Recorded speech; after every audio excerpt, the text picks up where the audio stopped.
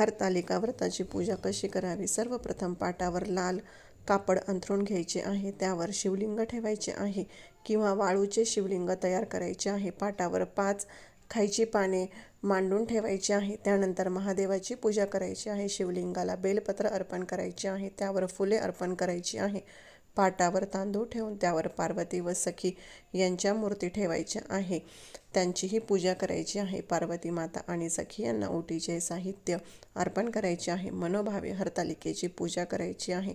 आता आपण जी 5 पाने मांडली आहे त्यावर एक पानावर खारीक, खोबरे, बदाम, हळकुंड, सुपारी हे 5 प्रकार पानावर ठेवायचे आहे. त्यानंतर देवाला खडीसाखरेचा नैवेद्य ठेवायचा आहे. धूप दीप अगरबत्तीने ओवाळायचे आहे आणि त्यांच्या पुढे 5 फळे ठेवायची आहे. त्यानंतर शंकराची आरती करायची आहे. अशा प्रकारे आपल्याला हरतालिकेची पूजा करायची आहे. हे व्रत कोणी आणि का करावे? हरतालिका हे व्रत कुमारिका सवाष्णींच्या बरोबरच विधवा स्त्रियाही करतात. हे या व्रताचे वैशिष्ट्य म्हणावे लागेल. कुमारिकांना मनासारखा पती मिळावा म्हणून त्या हे व्रत करतात. सवाष्ण स्त्रिया मिळालेला जोडीदार जन्मोजन्मी मिळावा व त्याला निरोगी व दीर्घ आयु लाभावे म्हणून हे व्रत करतात. तर विधवा स्त्रिया शिवशंकराची आराधना म्हणून हरतालिकेचे व्रत करतात. त्यानंतर आपण नियम बघूया.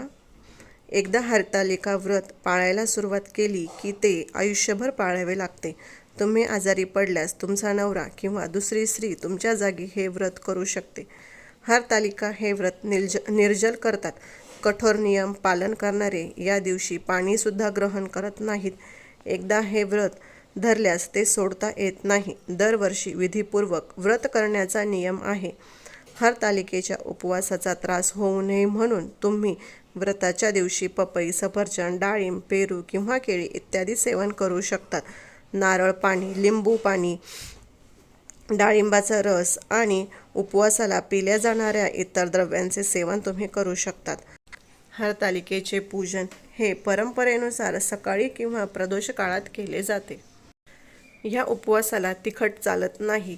हा उपवास हा शिवजींचा उपवास असतो आणि महादेवाच्या उपवासाला तिखट चालत नाही. तुम्ही गोडाचे पदार्थ या दिवशी खाऊ शकतात. त्यानंतर ह्या उपवासाला भगर देखील चालत नाही. त्यानंतर जर गर्भवती महिला असेल, जर त्यांना 7वा महिना चालू असेल तर त्यांनी ही पूजा, महादेवाची जी पूजा आहे हरतालिकेची, ती करू नये. ऑलरेडी तुमची ओटी ही भरलेली असते, त्याच्यामुळे तुम्ही 7व्या महिन्यानंतर कुठलीही पूजा करू शकत नाही. तुम्हाला जर शक्य असेल तर तुम्ही या दिवशी उपवास करू शकतात.